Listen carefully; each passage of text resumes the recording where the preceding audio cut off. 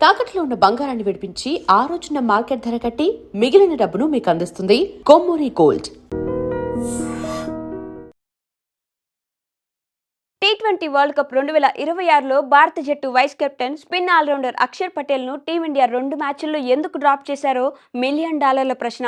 Super 8కు ముందు నెదర్లాండ్స్తో జరిగిన మ్యాచ్లు అక్షర్ను తొలిసారి జట్టు నుంచి తప్పించారు. అయితే ఇండియా అప్పటికి సూపర్ 8కు వెళ్లడంతో ఈ టీమిండియా వైస్ కెప్టెన్కు రెస్ట్ ఇచ్చారేమో అని అందరూ భావించారు.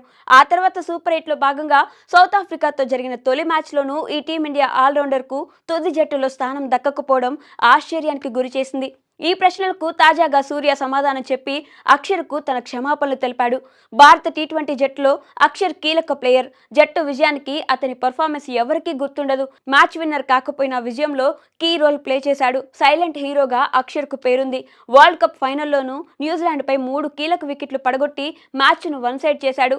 ముఖ్యంగా సెమీఫైనల్లో 33 బంతుల్లో సెంచరీ చేసిన ఫిన్ అలెన్ను తన తొలి ఓవర్లోనే పెవిలియన్కు పంపించి భారత జట్టుకు బిగ్ రిలీఫ్ ఇచ్చాడు. అయితే ఈ టోర్నీలో టీమిండియా ఓడిపోయిన ఒక్క మ్యాచ్లో అక్షర్ లేకపోవడం గమనించదగ్గ విషయం. అయితే టీమిండియా కెప్టెన్ తాజాగా అక్షర్ను జట్టు నుంచి తప్పించడంపై చింతించాడు. సూర్య మాట్లాడుతూ, అక్షర్ చాలా ఎక్స్పీరియన్స్ ప్లేయర్. అతడిని జట్టు నుంచి తప్పించినప్పుడు నా మీద కోపంగా ఉన్నాడు. నేను తప్పు చేశానని నన్ను క్షమించమని కోరాను. కానీ అది జట్టు కోసం తీసుకున్న నిర్ణయం. ఆ సమయంలో మా ఇద్దరి మధ్య సంభాషణ చాలా కష్టంగా సాగింది.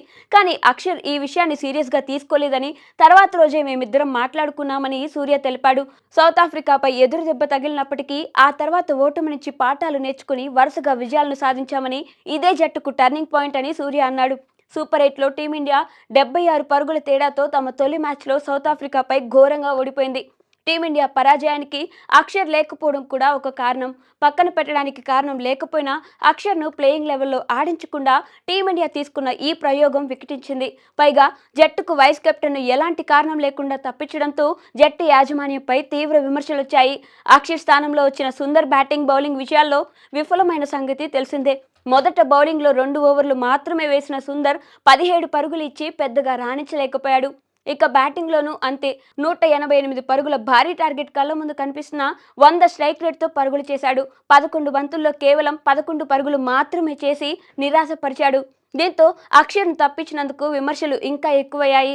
ఆ తర్వాత జింబాబ్వేపై జరిగిన మ్యాచ్తో సుందర్ స్థానంలో జట్టులోకి వచ్చిన అక్షర్ ఫైనల్ వరకు తన పర్ఫార్మెన్స్తో అదరగొట్టి తనను తప్పించడం సరైన నిర్ణయం కాదని నిరూపించాడు.